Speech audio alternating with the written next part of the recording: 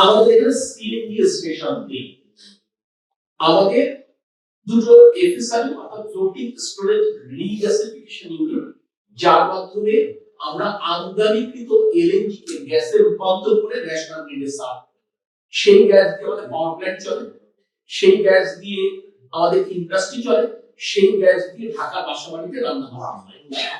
এর কোনো সুযোগই আমরা প্রাপ্ত করিনি এই অঞ্চলের মানুষ।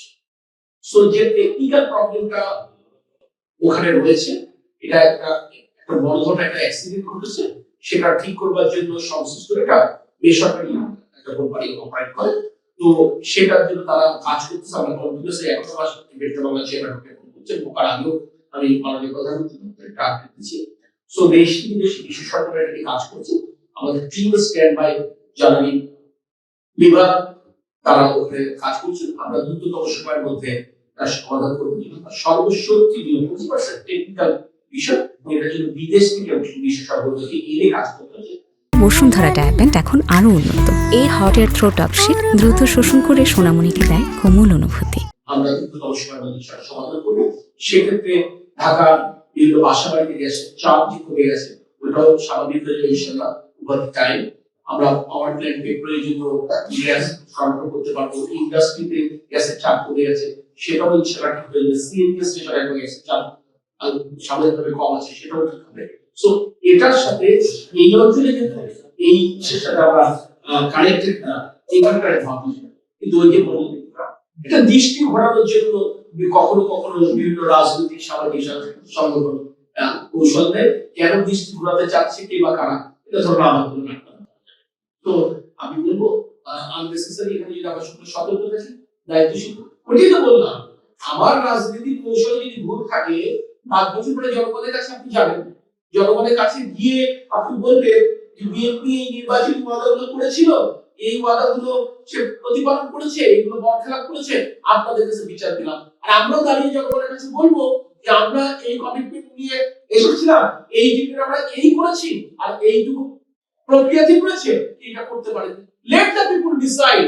আপনার 4.5 বছর পর তাদেরকে রাষ্ট্র পরিচালনার দায়িত্ব দেবে। কিন্তু প্রতিনিয়ত কাউকে তুচ্ছ-তাচ্ছিল্য করা, হেয় প্রতিপন্ন করা, সত্য মিথ্যা মেশালে, আমি এখন নৈতিক কথা বলবো। আচ্ছা ধরেন আমি একটা যদি মিথ্যা কথা বলি, তাও পাবলিক মানবে, মানবে হুজুর যদি মিথ্যা কথা বলে পাবলিক মানবে না, মানবে কি বলে, মানবে না ভাই, মানবে। আমি বলতেও মুখ খাট করে মানতে পারে, যারা গাড়ি টুকি দিচ্ছে, এরা তো এই কি করে না, এই রাজনীতি করে, রাজনীতিবিদরা তো টুকটাক একটু মিথ্যা মিথ্যা বলে, কেউ বললেও বলতে পারে, যদিও তরিকুল ইসলামের ছেলে কাছে এটা প্রত্যাশা করি না। মানুষ কষ্ট নিয়ে মানলেও মানতে পারে, মানবে যদি মিথ্যা বলে মানবে না, এটা বুঝতে হবে। সেই কারণে আমি বলছি, আমি সবাইকে দায়িত্বশীল আচরণ করতে বলবো।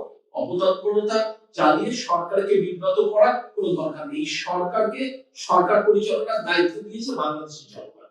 আমরা বিরাটের সরকার না, আমরা দিনের পর রাতে লুট করে আমরা আসিনি, আমরা দামি নির্বাচনের নাটক মঞ্চস্থ করে আসিনি।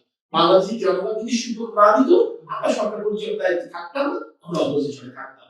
জনরায় মেনে নেওয়ার মানসিকতা আমাদের রাজনীতিবিদদের কম ছিল বলেই তো বারবার গণতন্ত্রকে অভিযোগ করেছে। এই গণঅভ্যুত্থান আমাদের একটি সুযোগ তৈরি করে দিয়েছে নতুন বাংলাদেশ গড়বার জন্য। আমরা সকলে সঠিক পথে থাকবো, প্রতি 5 বছর পর পর একটি সুষ্ঠু নির্বাচন হবে, এবং যে নির্বাচনের মাধ্যমে জনগণ তার প্রতিনিধি খুঁজে নিতে পারবে। এই সুযোগটা উন্মোচিত করেন, দেখেন ভালোর সাথে ভালো প্রতিযোগিতা শুরু হবে, কে কার থেকে কত ভালো হতে পারে। আমি আপনাদের একটু ছোট্ট উদাহরণ দিব। মাননীয় প্রধানমন্ত্রী আমাকে চট্টগ্রাম পার্বত্য চট্টগ্রামের ওখানে পাঠিয়েছে। আমি গর্ব করে বলতে পারি এটা একটা নজিরবিহীন সার্ভিস হিসেবে আমাদের প্রশাসন এবং আমাদের রাজনৈতিক সরকার। প্রতিটি এমপি সাহেব, সংসদ সদস্যরা পার্লামেন্টের স্পিকারের সাথে কথা বলে, চিফ হুইপের সাথে কথা বলে, তারা শুধু ফ্রম দি ডে ওয়ান তারা তাদের এই ঢাকা ব্যবস্থা করছে। একদিকে মাননীয় প্রধানমন্ত্রী নিজে এটা তদারকি করেছে বলে বিভাগীয় প্রশাসন, আমার জেলা প্রশাসন, উপজেলা প্রশাসন, পুলিশ প্রশাসন, সশস্ত্র বাহিনী সবাই সম্মিলিত ভাবে যেমন কাজ করেছে। কে ধরে উনি পৌঁছাতে পারছেন না, এসপি সাহেব চেষ্টা করছে, তাহলে আমি পৌঁছাই। এসপি সাহেব পারছেন না, বিজেপি চেষ্টা করছে, আমি পৌঁছাই। বিজেপি পারছে না, সেনাবাহিনী চেষ্টা করছে, আমি পৌঁছাই। এইরকম প্রতিযোগিতা হয়েছে, অর্থাৎ ভালো সাথে ভালো প্রতিযোগিতা হয়েছে। প্রশাসন সরকার বরাদ্দ দিচ্ছে, এমপি সাহেবরা তার নিজের মত করে কে কত বেশি মানুষকে খাওয়া দেবে এই প্রতিযোগিতা হচ্ছে। কেন হয়েছে? তার জনগণ দিতে পেরেছে বলে হয়েছে। কারণ সে জানে 5 বছর পরে জনগণের কাছে তাকে দাঁড়াইতে হবে, তখন বলবে কই আমি তো বন্যা তুফান খুঁজে পাই। এই যে ব্যাপারটা, এবং ওইখানকার ডিসি সাহেব, ওইখানকার এসপি সাহেব, ওইখানকার বিভাগীয় রাতাতের পরিবর্তন কেন? কারণ তারা বুঝেছে একটা নির্বাচিত সরকারকে প্রতিনিধিত্ব